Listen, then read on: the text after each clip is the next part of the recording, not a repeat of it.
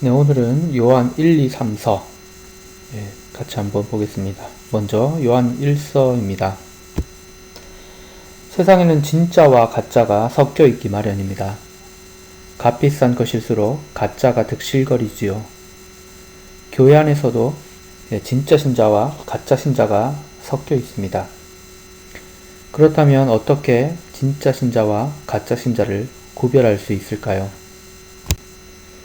사도 요한이 보낸 요한 1서의 편지를 수신했던 교회 안에서 1단의 사람이 분리되어 나갔습니다. 왜 나갔을까요? 왜냐하면 이들은 참 신자들이 아니었기 때문입니다. 본래 참 신자였다가 타락한 것이 아니라 눈에 보이는 지역 교회 안에는 있었지만 사실은 참 신자가 아니었습니다. 그렇다면 참 신자와 거짓 신자를 어떻게 구별할 수 있을까요? 내가 참 신자인지 아닌지를 어떻게 알 수 있을까요? 요한 1서는 하나님과 교제를 나누고 있는 참된 신자라면 반드시 다음에 세 가지 증거가 있어야 한다고 말합니다. 요한 1서의 구조는 참 성도의 특성인 이러한 세 가지 증거를 여러 차례 반복적으로 언급하는 특징이 있습니다. 같이 한번 보실까요? 첫째는 예수님의 성육신과 십자가의 대속적인 죽음에 대한 바른 신앙 고백입니다. 그리고 두 번째는 하나님과 예수님이 우리를 사랑하듯이 형제를 서로 사랑하는 것이며, 세 번째는 상습적으로 죄를 짓지 않으며 말씀을 순종하는 의로운 삶을 사는 것입니다. 그러므로 요한 1서는 우리에게 진정한 하나님의 자녀임을 확신시켜주는 참된 증거가 무엇인지를 분명하게 보여줌으로써 우리로 하여금 참된 구원의 확신을 가지도록 도와주고 있습니다. 우리 말씀을 같이 한번 읽을까요? 시작. 내가 하나님의 아들의 이름을 믿는 너희에게 이것을 쓰는 것은 너희로 하여금 너희에게 영생이 있음을 알게 하려 함이라. 요즘처럼 교회 회원권을 남발하는 시대에 살고 있는 우리에게 요한 1서가 제시하는 참 그리스도인상은 큰 충격이 될 것입니다. 요한 1서를 읽어보면 우리 자신을 다시 한번 점검해 봅시다. 과연 나는 하나님과 참된 교제를 나누고 있는가? 나는 참된 신자인가?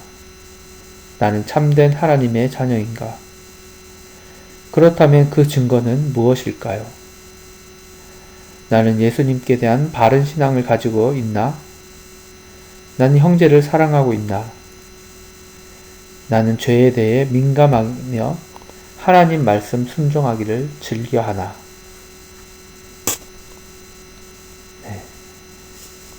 요한일서를 읽어보면서 우리 자신을 다시 한번 점검해 보시기 바랍니다. 다음은 요한 2서 말씀입니다. 사회가 혼란하고 교회가 부패할수록 이단들이 기승을 부립니다.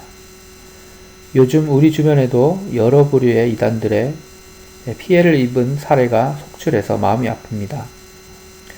이단들은 불신자보다 기존의 정통교회 신자들을 공략하는 경우가 많습니다.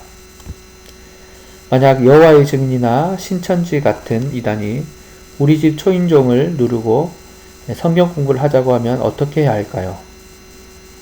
손님이니까 따뜻하게 환대해야 할까요? 아니면 집으로 들이지도 말고 교제를 단호히 거절할 건가요? 요한이서는 이 문제에 대해 분명한 답을 줍니다. 요한은 이렇게 말합니다. 같이 읽습니다. 시작.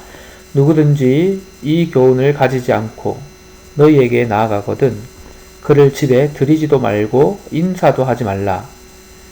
그에게 인사하는 자는 그 악한 일에 참여하는 자임이라.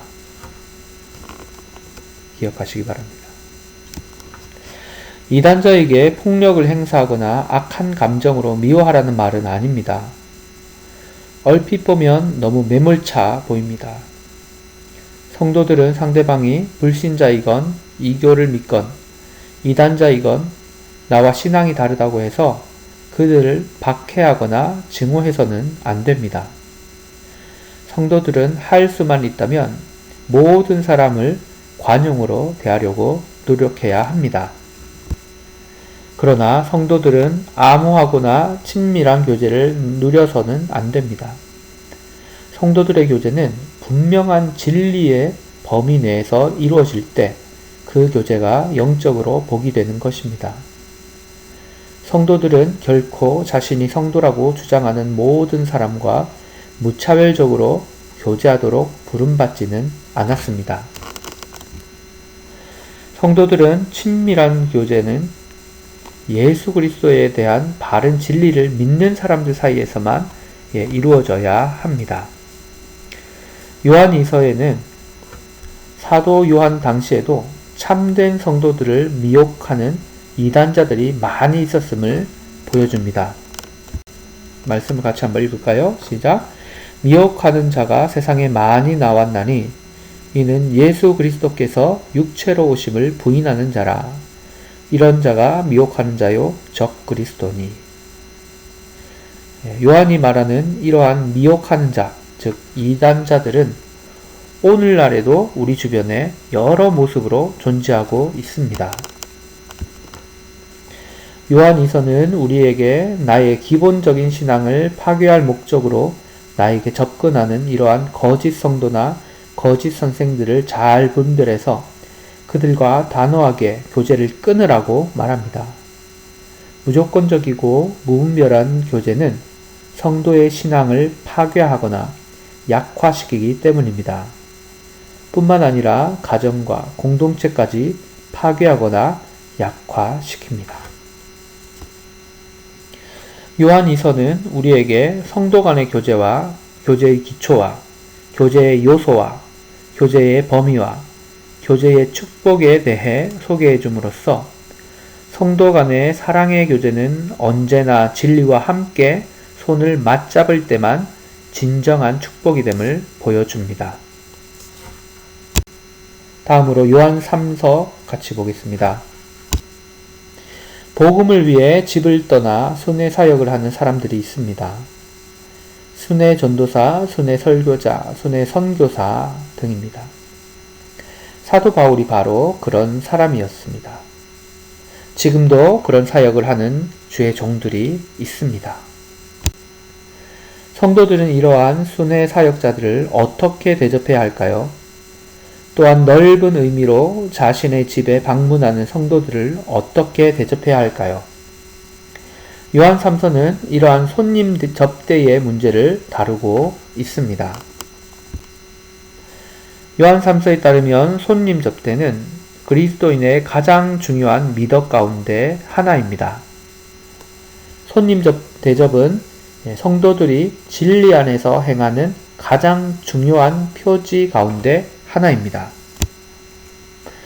요한 3서는 요한 2서와 더불어 신약 성경 중에서 가장 짧은 편지로서 편지의 일반적인 인사말, 그리고 편지의 수신자가 가이오의 손님 접대를 잘하는 것에 대한 칭찬, 그리고 편지를 받기 거절하는 디오드레베의 손님 접대하기 싫어하는 것에 대한 책망, 그리고 편지를 가지고 가서 손님 접대를 받아야 할 데메드리오에 대한 추천, 그 마지막으로 편지를 보낸 장로의 마무리 인사의 구조로 되어 있습니다.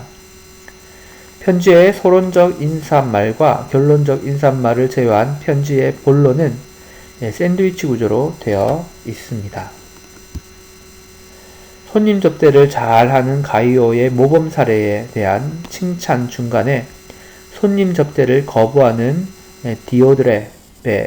디오드레베에 대한 비난이 들어 있습니다. 디오드레베는 두 가지 잘못을 저질렀습니다. 첫째는 교회에서 지도자 자리를 차지하려고 하는 교만이며, 둘째는 장로가 보낸 편지를 거부하고 장로가 교회에 손님으로 머물도록 부탁한 순회 선교사에 대해 접대하기를 거절한 것이었습니다.